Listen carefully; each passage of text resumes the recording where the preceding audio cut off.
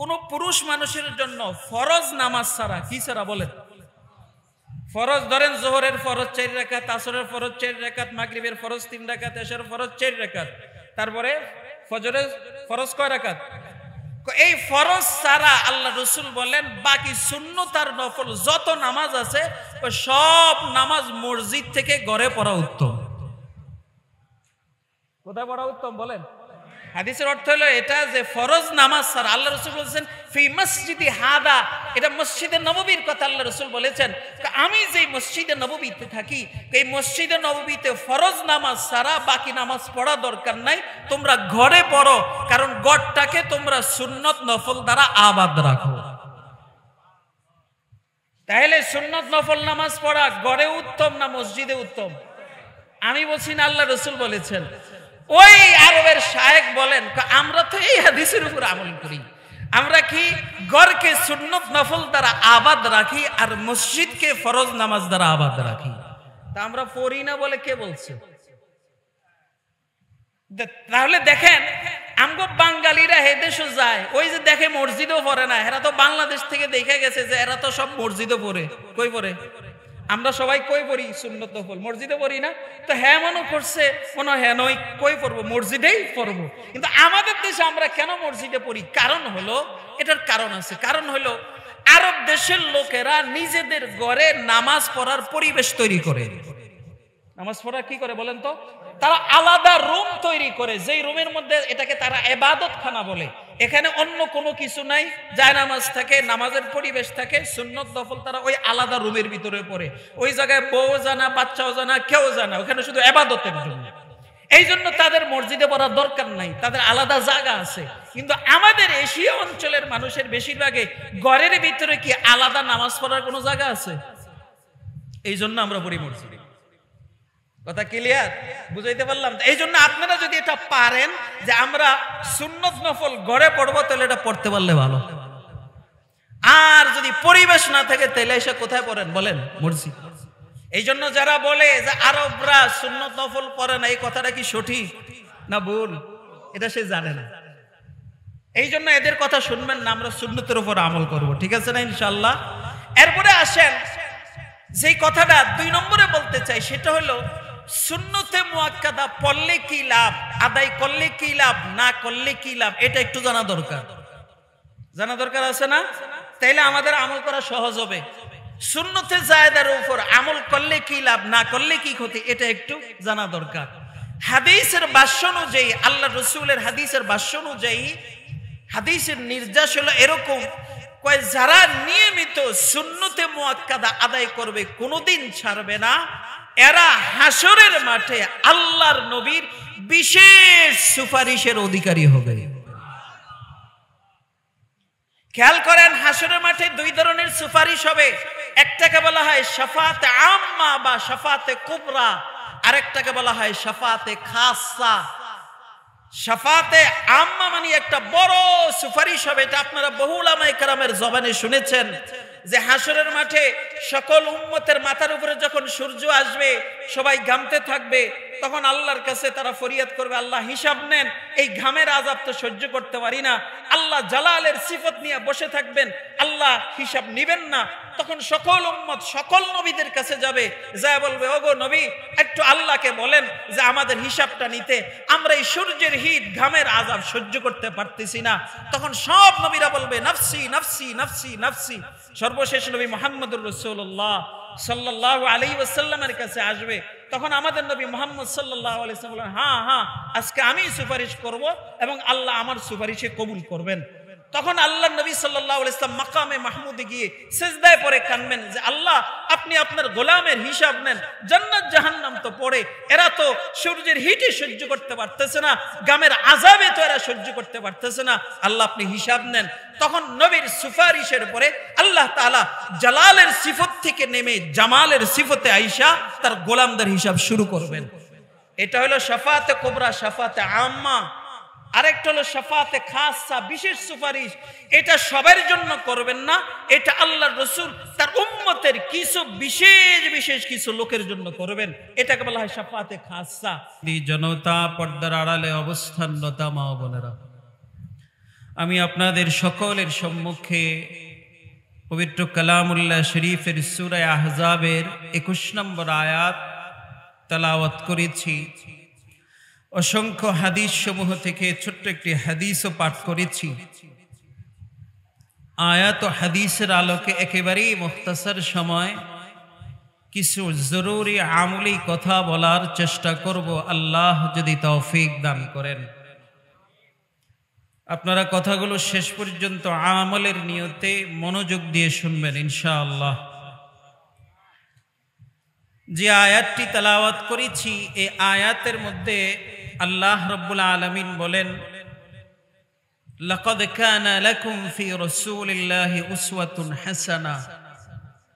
তোমাদের জন্য তোমাদের রসূল, আল্লাহর রসূলের মধ্যে রয়েছে উত্তম আদর্শ। কাদের জন্য উত্তম আদর্শ? লিমান কানা ইয়ারজুল্লাহ, যারা আল্লাহর সন্তুষ্টির আশা করে, ওয়াল ইয়াউমাল আখির, এবং যারা পরকালের বিশ্বাস করে, ওয়া যাকারাল্লাহা কাসীরা, এবং যারা বেশি বেশি আল্লাহর জিকির করে।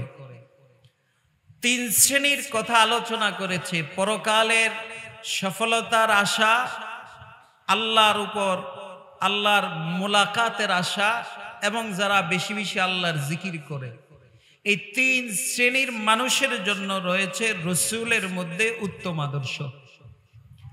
এক কথায় বলতে গেলে এখানে আল্লাহ রাব্বুল আলামিন মুমিনদের কথা বলেছেন। যারা মুমিন তারাই নবীর জীবনকে নিজেদের জন্য আদর্শ হিসাবে গ্রহণ করে, আর যারা মুমিন নয় অর্থাৎ মুনাফিক, প্রকৃত ঈমানদার নয়, তারা নবীর জীবনকে নিজেদের জন্য আদর্শ হিসাবে গ্রহণ করতে পারে না। তো এই আয়াতে আল্লাহ রাব্বুল আলামিন, আমরা যারা মুমিন, আমরা কি চাই না যে আমরা নবীর জীবনকে আদর্শ হিসাবে গ্রহণ করব? চাই কি না? তাহলে নবীর জীবনটা কি?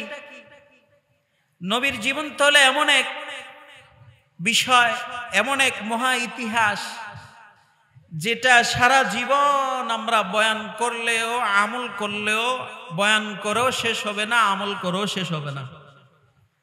আমি এই নবীর জীবন আদর্শ থেকে একটা সাইড নিয়ে সংক্ষিপ্ত আলোচনা করব, সেটা হলো নবীর জীবনের সুন্নত। কি বলেন তো? সুন্নত। সুন্নত বলতে কি বোঝায়? সুন্নত হলো হাদিসের মধ্যে সুন্নত মৌলিকভাবে তিনটা অর্থে ব্যবহৃত হয়েছে। সুন্নতের এক অর্থ হলো রসূলের কথা, সুন্নতের আরেক অর্থ হলো রসূলের আমল, সুন্নতের আরেক অর্থ হলো রসূলের শিখানো পদ্ধতি। তাহলে সুন্নতের কয় অর্থ বললাম? এক নম্বর, রসূলের কথা, এটাকেও সুন্নত বলে। রসূলের আমল, এটাকেও সুন্নত বলে। রসূলের শিখানো পদ্ধতি, এটাকেও সুন্নত বলে। যেমন এক হাদিসে আল্লাহর রসূল বলেছেন, হযরত আনাস ইবনে মালিক থেকে বর্ণিত, তিনি বলেন রসূল সাল্লাল্লাহু আলাইহি ওয়াসাল্লাম ইরশাদ করেছেন, তারাকতু ফীকুম আমরাইন লান তাদিল্লু মা তামাসসাকতুম বিহিমা। আমি তোমাদের মাঝে দুটা জিনিস ছেড়ে যাচ্ছি, এই দুটা জিনিস তোমরা আঁকড়িয়ে ধরলে কশিন কালো পথভ্রষ্ট হবে না। নাম্বার এক, কিতাব আল্লাহ, আল্লাহর কিতাব। দুই নম্বর, সুন্নাত নবী, নবীর সুন্নত। নবীর কি বলেন তো? অধিকাংশ মুহাদ্দিসিনে কেরামের মতে এখানে সুন্নত দ্বারা উদ্দেশ্য হলো রসূলের হাদিস। কি বলেন তো? রসূলের। তো এই জায়গায় সুন্নতটা হাদিস অর্থে ব্যবহৃত হয়েছে, অর্থাৎ রসূল জবান দিয়ে যে কথাগুলি বলেছেন এগুলোকে সুন্নত বলা হয়। আরেক হাদিসের মধ্যে আল্লাহ রসূল বলেন, ও সাহাবায়ে কেরাম, আল্লাহ রাব্বুল আলামিন তোমাদের জন্য রমজানের দিনের রোজা ফরজ করেছেন, এটা ফরজ। আর রাত্রের তারাবির নামাজ পড়া, এটা আমার নবীর সুন্নত। আমার নবীর কি বলেন তো? তাহলে আল্লাহ রসূল বলেন দিনে রোজা রাখা ফরজ, আর রাত্রে তারাবি পড়া আমার সুন্নত। এখানে আমার সুন্নত দ্বারা কি উদ্দেশ্য? মুহাদ্দিসিনে কেরাম লেখেন এখানে সুন্নত দ্বারা উদ্দেশ্য হলো, অর্থাৎ এটা আমার আমল, এটা আমার কি বলেন তো? অর্থাৎ রাত্রে তারাবি পড়া রমজান মাসে এটা রসূলের আমল না, রসূল এটা আমল করতেন। তাহলে এই জায়গায় সুন্নত আমল অর্থে ব্যবহৃত হয়েছে। আরেক রাওয়ায়াতে আছে আল্লাহ রাসূল বলেছেন, যদিও রাওয়ায়াতটা যায়ীফ কিন্তু ফাজাইলের ক্ষেত্রে বয়ান করা যায়। আল্লাহ রাসূল বলেছেন, মান তামাসসাকা বিসুন্নতি ইনদা ফাসাদি উম্মতি, যখন মানুষ আমার সুন্নত ছেড়ে দিবে ওই সময়ে যদি কেউ আমার একটা সুন্নত আঁকড়িয়ে ধরে, তাহলে এক রাওয়ায়াতে আসছে ফালাহু আজরু শহীদ, এটা একটু মজবুত যে আল্লাহ। এই জায়গায় সুন্নত দ্বারা কি উদ্দেশ্য? মুহাদ্দিসিনে কেরাম বলেন এই জায়গায় সুন্নত দ্বারা উদ্দেশ্য হলো রসুলের শিখানো পদ্ধতি। রসুলের কি বলেন তো, অর্থাৎ রসুল একটা আমল করেছেন, যেভাবে করেছেন ওভাবেই যদি উম্মত করে, যেই জমানায় উম্মত ওই তরিকায় করবে না, মানুষ ছেড়ে দিবে, রসুলের পদ্ধতি ছেড়ে দিবে, তরিকা ছেড়ে দিবে, ওই জমানায় যদি কেউ একটা আমল রসুলের তরিকায় করে, তাহলে আল্লাহ তাআলা তাকে 100 শহীদের সওয়াব দান করবেন। আমার সময় একবারে কম, আমি দুটা বিষয় নিয়ে সংক্ষিপ্ত আলোচনা করব। তার মধ্যে প্রথমটা বাদ, এটা নিয়ে আলোচনা করলে আমি সময় কুলাবো না, শেষের দুইটা জরুরি। সুন্নতের 2 নম্বর অর্থ বলেছিলাম রসুলের আমল। কি বলেন তো, রসুলের মনে আছে তো?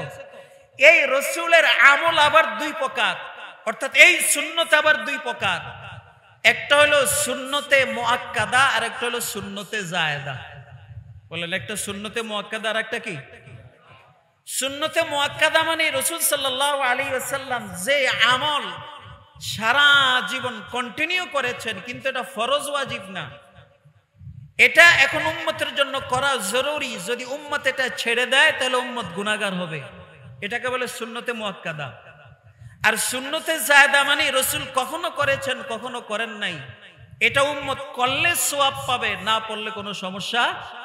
যেমন আমরা 5 ওয়াক্ত নামাজ পড়ি, 5 ওয়াক্ত নামাজের মধ্যে যোহরের আগে সুন্নত 4 রাকাত সুন্নতে মুআক্কাদা। কি বলেন তো, সুন্নতে।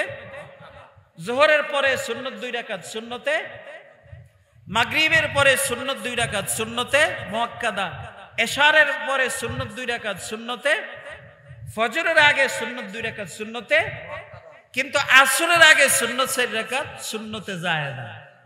কি বলেন তো, অর্থাৎ বোঝা গেল যোহরের আগের পরে সুন্নত এটা পড়তে হবে, না পড়লে গুনাহগার হবে। মাগরিবের পরে এশারের পরে ফজরের আগে সুন্নত 2 রাকাত না পড়লে গুনাহগার হবে, এটা পড়তে হবে। আর আসরের আগে সুন্নত 4 রাকাত, এটা পড়লে সওয়াব আছে, না পড়লে কোনো ক্ষতি নেই। কথা বুঝাইতে পারলাম? এখন আসেন, আমাদের সমাজের কিছু লোক আছে যারা সুন্নতে মুআক্কাদার উপর আমল করতে চায় না, তারা বলে এটা না পড়লেও চলবে। কথা বুঝাইতে পারলাম? সুন্নতে জায়েদা তো নাই, সুন্নতে মুআক্কাদার উপর আমল করে না। যেমন বহু মানুষ আছে তারা বলে যে আমরা সৌদি আরব থেকে আইছি, সৌদি আরব তো সুন্নত পড়তে দেখলাম না। আমনগ এলাকাতে আছে না? কি বলে, আমরা সৌদি আরব থেকে এলাম, কই হেরা তো দেখি সুন্নত পড়ে না, এই দেশ আইয়া হুজুররা খালি সুন্নতের কথা বলে, কি বলে না? তো এদের ব্যাপারে একটা কথা, আল্লামা আব্দুল মালিক হাফিজাহুল্লাহ তাআলা বর্তমানে বাইতুল মুকাররমের খতিব সাহেব হুজুর এক বয়ানে বলেছেন, এরা গেছিল ডলার কামাইতে, আরে রিয়াল কামাইতে। কি কামাইতে? তো এরা রিয়াল তো কামাইছে, কেউ কামাইছে কেউ কামাইতে পারে নাই। এটা না পারলে একটা জিনিস পারছে, সেটা হইলো তর্কে সুন্নতের আমল নিয়ে বাংলাদেশে আইছে, আর রফে ইয়াদাইনের আমল নিয়ে বাংলাদেশে আইছে, জোরে আমির নিয়ে বাংলাদেশে আইছে। গেছে একটা লেগে লই আইছে আরেকটা। কথা বলেন ঠিক না? আচ্ছা, এখন তারা যেই কথাটা বলে এটার 2টা জবাব। নাম্বার 1, আল্লাহ রাসূল সাল্লাল্লাহু আলাইহি ওয়াসাল্লাম কোরআন হাদিসের কোথাও বলেন নাই যে আমি সৌদি আরবে তোমাদের কাছে রাইখা যাইতেছি, অতএব কেউ যদি সৌদি আরবের অনুসরণ করে তাহলে সে হেদায়েত প্রাপ্ত হবা। এই কথা আল্লাহ রাসূল কোথাও বলেছেন? তাহলে বোঝা গেল সৌদি আরব আমাদের দলিল না। সৌদি আরব আমাদের কি না বলেন? দলিল হইল কোরআন সুন্নাহ। কি বলেন? দলিল হইল 1 নম্বর জবাব। 2 নম্বর জবাব হইল, এরা যে সুন্নত পড়ে না তোমারে কে বলছে? বলছে ডাকে, এরা সুন্নত পড়ে কিন্তু তুমি দেখো না। কিভাবে? আমি একবার হেরেম শরীফে কাবার চত্বরে আমার কানে এই বিষয়টা অনেক আগে আসছে, তো আমি এটা ফলো করতেছিলাম যে আসলে এরা সুন্নত পড়ে কি পড়ে না। পরে দেখলাম না, আসলে এরা বেশিরভাগ সুন্নত পড়ে না। ওই আমরা যারা আজমিরা যাই তারাই পড়ি, আরবরা দেখি বেশিরভাগ সুন্নত পড়ে না। এরাই নামাজের আগে দিয়ে আসে, আইসা আল্লাহু আকবার করে দাঁড়ায়, নামাজ শেষ হয়, আবার জুতোটা লয়ে বের হয়ে যায়। তা আমি এক শায়েখের ধরছি, মোটামুটি শায়েখের মতো দেখা যায়, বড় বড় দাড়ি, মাথায় পাগড়ি, জুব্বা, ওই যে বীর একটা পড়ছে, রুমাল আছে, বড় জুব্বা, শায়েখের মতো দেখা যায়। আমি আরে বললাম, শায়েখ আপনি একটু দাঁড়ান, আপনার সাথে আমার একটু কথা আছে। কি কথা? আমি কই, আপনি তো সুন্নত পড়লেন না, হাদিসের মধ্যে তো সুন্নতের গুরুত্বের কথা আসছে, আপনাদেরকে তো সুন্নত পড়তে দেখি না, আপনারা এই সুন্নতটা কেন পড়েন না? আমার জবাব দেয় কি জানেন? জবাব দেখা, তোমার পরিচয় কি, তুমি কে? আমি আমার পরিচয় দিলাম, বাংলাদেশ থেকে। কই তুমি কি আলেম? আমি কই হ্যাঁ, মোটামুটি আমি একটা আলেম, একটা গতানুগতিক পড়াশোনা করছি। কই তাইলে তোমার সাথে বলা যায়, কই তুমি কি হাদিস পড়ো নাই? যায়েদ ইবনে সাবিতের হাদিস, যায়েদ ইবনে সাবিতের এক হাদিস কি বুখারী শরীফ, মুসলিম শরীফে আসে নাই? আমি কি বলেন? আল্লাহর রাসূল কি এই কথা বলেন নাই? সালাতুল মারই ফি বাইতিহি আফজালু মিন সালাতিহি ফি মসজিদি হাদা ইল্লাল মাকতুবা। তুমি কি হাদিস পড়ো নাই? আমি কই হ্যাঁ পড়েছি। আমরা তো এই হাদিসের উপর আমল করি। হাদিসের অর্থ কি বুঝেন? আমার এরপরে জবাব নাই। আল্লাহর রাসূল বলেছেন, কোন পুরুষ মানুষের জন্য ফরজ নামাজ ছাড়া, কি ছাড়া বলেন? ফরজ ধরেন, যোহরের ফরজ 4 রাকাত, আসরের ফরজ 4 রাকাত, মাগরিবের ফরজ 3 রাকাত, এশারের ফরজ 4 রাকাত, তারপরে ফজরের ফরজ কয় রাকাত? এই ফরজ ছাড়া আল্লাহ রাসূল বলেন বাকি সুন্নত আর নফল যত নামাজ আছে সব নামাজ মসজিদ থেকে ঘরে পড়া উত্তম। কোথায় পড়া উত্তম বলেন? হাদিসের অর্থ হলো এটা যে ফরজ নামাজ ছাড়া, আল্লাহ রাসূল বলেছেন ফি মসজিদি হাদা, এটা মসজিদে নববীর কথা আল্লাহ রাসূল বলেছেন। আমি যে মসজিদে নববীতে থাকি, এই মসজিদে নববীতে ফরজ নামাজ ছাড়া বাকি নামাজ পড়া দরকার নাই, তোমরা ঘরে পড়ো, কারণ ঘরটাকে তোমরা সুন্নত নফল দ্বারা আবাদ রাখো। তাহলে সুন্নত নফল নামাজ পড়া ঘরে উত্তম না মসজিদে উত্তম? আমি বলছি না, আল্লাহ রাসূল বলেছেন। ওই আরবের শায়েখ বলেন, আমরা তো এই হাদিসের উপর আমল করি, আমরা কি ঘরকে সুন্নত নফল দ্বারা আবাদ রাখি আর মসজিদকে ফরজ নামাজ দ্বারা আবাদ রাখি। তা আমরা পড়ি না বলে কে বলছে? তাহলে দেখেন, আমগো বাঙালিরা হে দেশে যায়, ওই যে দেখে মসজিদও পড়ে না, এরা তো বাংলাদেশ থেকে দেখে গেছে যে এরা তো সব মসজিদও পড়ে। কই পড়ে? আমরা সবাই কই পড়ি? সুন্নত নফল মসজিদে পড়ি না? তো হ্যাঁ মনে করছে, মনে হ্যাঁ নয়, কই পড়বো? মসজিদেই পড়বো। কিন্তু আমাদের দেশে আমরা কেন মসজিদে পড়ি? কারণ হলো, এটার কারণ আছে। কারণ হলো আরব দেশের লোকেরা নিজেদের ঘরে নামাজ পড়ার পরিবেশ তৈরি করে। নামাজ পড়া কি করে বলেন তো? তারা আলাদা রুম তৈরি করে, যেই রুমের মধ্যে এটাকে তারা ইবাদত খানা বলে। এখানে অন্য কোনো কিছু নাই, যায় নামাজ থাকে, নামাজের পরিবেশ থাকে, সুন্নত নফল তারা ওই আলাদা রুমের ভিতরে পড়ে। ওই জায়গায় বউ জানা, বাচ্চাও জানা, কেউ জানা, ওখানে শুধু ইবাদতের জন্য। এই জন্য তাদের মসজিদে পড়ার দরকার নাই, তাদের আলাদা জায়গা আছে। কিন্তু আমাদের এশিয়া অঞ্চলের মানুষের বেশিরভাগে ঘরের ভিতরে কি আলাদা নামাজ পড়ার কোনো জায়গা আছে? এই জন্য আমরা পড়ি মসজিদে। কথা ক্লিয়ার? বুঝাইতে পারলাম? এই জন্য আপনারা যদি এটা পারেন যে আমরা সুন্নত নফল ঘরে পড়বো, তাহলে এটা পড়তে পারলে ভালো। আর যদি পরিবেশ না থাকে, তাহলে এসে কোথায় পড়েন বলেন? মসজিদ। এই জন্য যারা বলে যে আরবরা সুন্নত নফল পড়ে না, এই কথাটা কি সঠিক না ভুল? এটা সে জানে না। এই জন্য এদের কথা শুনবেন না, আমরা সুন্নতের উপর আমল করব, ঠিক আছে না ইনশাআল্লাহ? এরপরে আসেন যেই কথাটা 2 নম্বরে বলতে চাই, সেটা হলো সুন্নতে মুআক্কাদা পড়লে কি লাভ, আদায় করলে কি লাভ, না করলে কি লাভ, এটা একটু জানা দরকার। জানা দরকার আছে না? তাইলে আমাদের আমল করা সহজ হবে। সুন্নতে জায়েদার উপর আমল করলে কি লাভ, না করলে কি ক্ষতি, এটা একটু জানা দরকার। হাদিসের ভাষ্য অনুযায়ী, আল্লাহ রাসূলের হাদিসের ভাষ্য অনুযায়ী, হাদিসের নির্দেশ হলো এরকম, কয় যারা নিয়মিত সুন্নতে মুআক্কাদা আদায় করবে, কোনোদিন ছাড়বে না, এরা হাসরের মাঠে আল্লাহর নবীর বিশেষ সুপারিশের অধিকারী হবে। খেয়াল করেন, হাসরের মাঠে 2 ধরনের সুপারিশ হবে। একটাকে বলা হয় শাফাআতে আম্মা বা শাফাআতে কুবরা, আরেকটাকে বলা হয় শাফাআতে খাসা। শাফাতে আম্মা মানে একটা বড় সুপারিশ হবে। এটা আপনারা বহু উলামায়ে কেরামের জবানে শুনেছেন যে হাসরের মাঠে সকল উম্মতের মাথার উপরে যখন সূর্য আসবে, সবাই ঘামতে থাকবে, তখন আল্লাহর কাছে তারা ফরিয়াদ করবে, আল্লাহ হিসাব নেন, এই ঘামের আযাব তো সহ্য করতে পারি না। আল্লাহ জালালের সিফত নিয়ে বসে থাকবেন, আল্লাহ হিসাব নিবেন না। তখন সকল উম্মত সকল নবীদের কাছে যাবে, যায় বলবে, ওগো নবী, একটু আল্লাহকে বলেন যে আমাদের হিসাবটা নিতে, আমরা এই সূর্যের হিট ঘামের আযাব সহ্য করতে পারতেছি না। তখন সব নবীরা বলবে, নাফসি নাফসি নাফসি নাফসি। সর্বশেষ নবী মুহাম্মদুর রাসূলুল্লাহ সাল্লাল্লাহু আলাইহি ওয়াসাল্লামের কাছে আসবে। তখন আমাদের নবী মুহাম্মদ সাল্লাল্লাহু আলাইহি ওয়াসাল্লাম বলেন, হ্যাঁ হ্যাঁ, আজকে আমি সুপারিশ করব এবং আল্লাহ আমার সুপারিশে কবুল করবেন। তখন আল্লাহ নবী সাল্লাল্লাহু আলাইহি ওয়াসাল্লাম মাকামে মাহমুদে গিয়ে সিজদায় পড়ে কাঁদবেন যে আল্লাহ, আপনি আপনার গোলামের হিসাব নেন। জান্নাত জাহান্নাম তো পড়ে, এরা তো সূর্যের হিটে সহ্য করতে পারতেছে না, গামের আযাবে তো এরা সহ্য করতে পারতেছে না, আল্লাহ আপনি হিসাব নেন।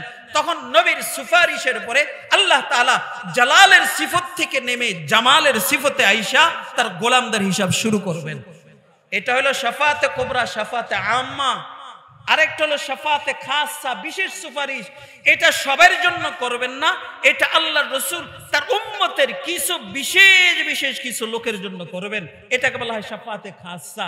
যেমন একটা উদাহরণ দিয়ে বুঝাই শাফাতে খাসা, তাহলে আরো সহজে বুঝবেন।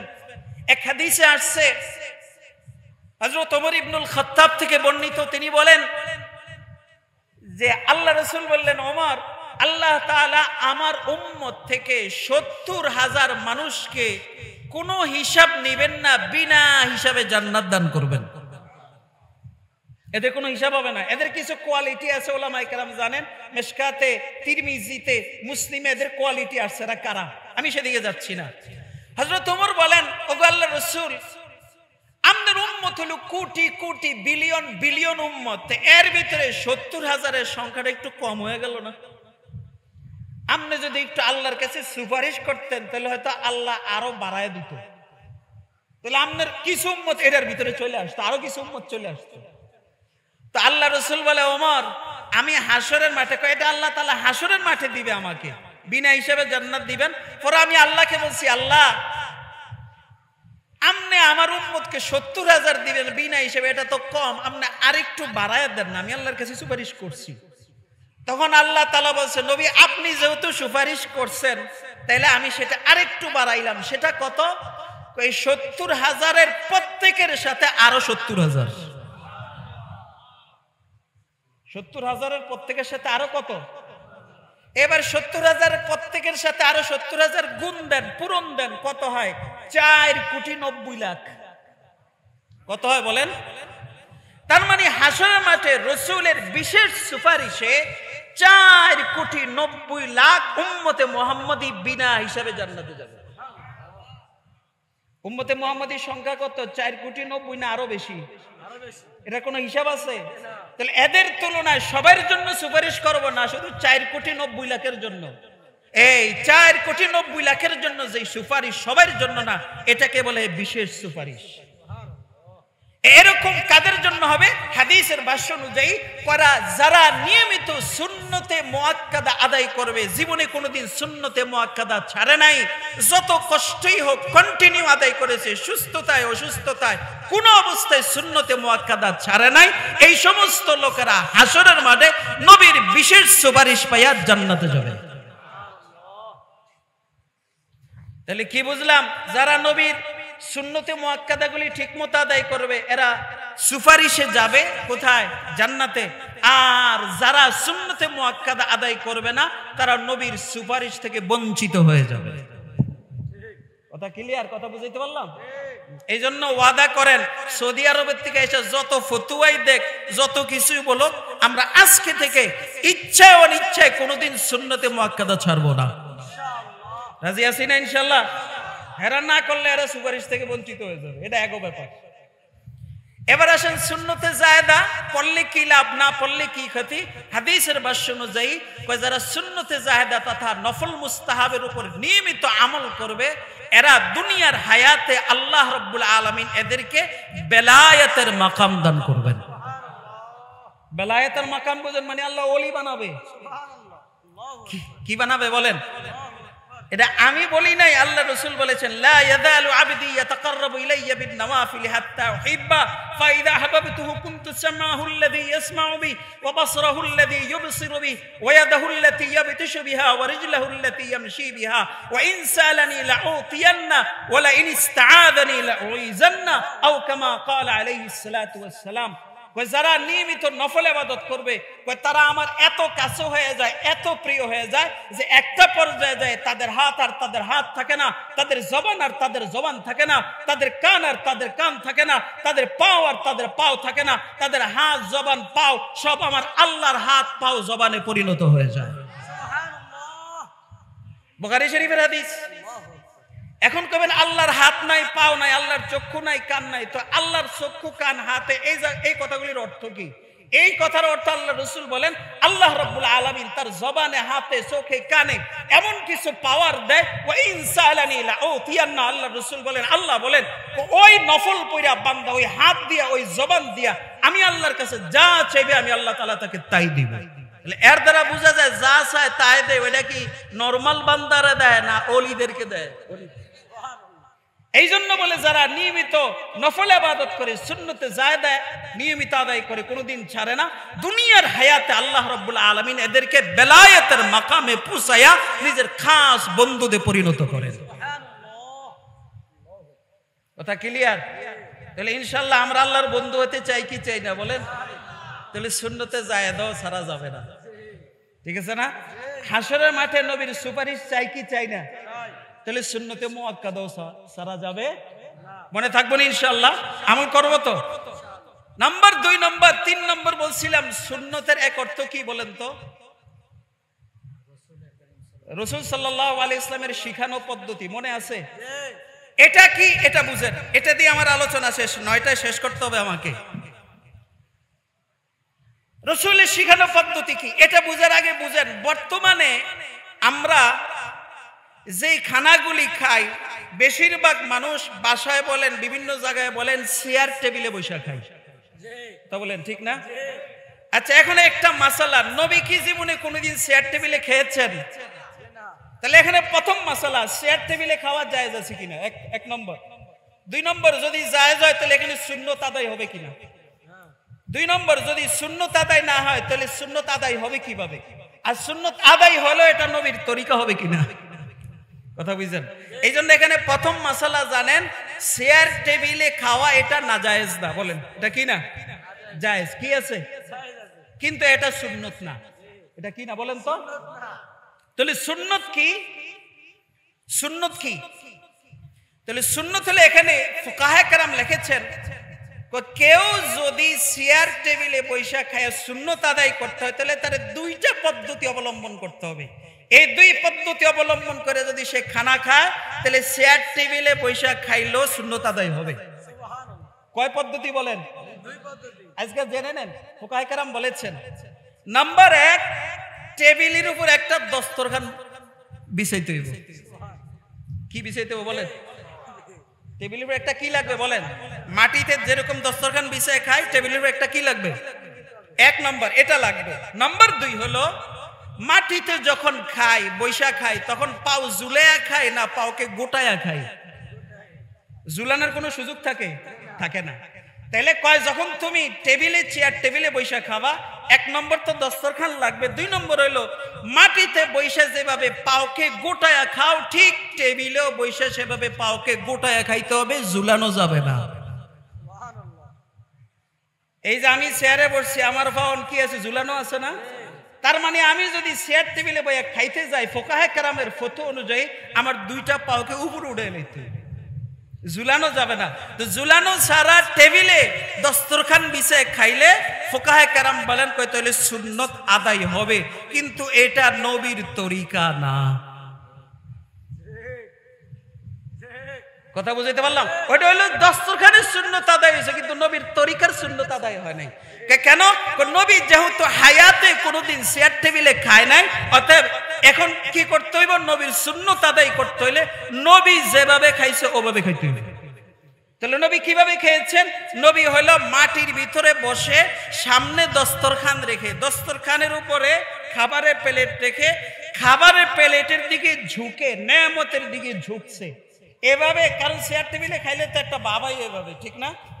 এটা হলো নেয়ামতের প্রতি অবজ্ঞা প্রদর্শন হয়। বা খানার সময় অবজ্ঞা প্রদর্শন করা যাবে না।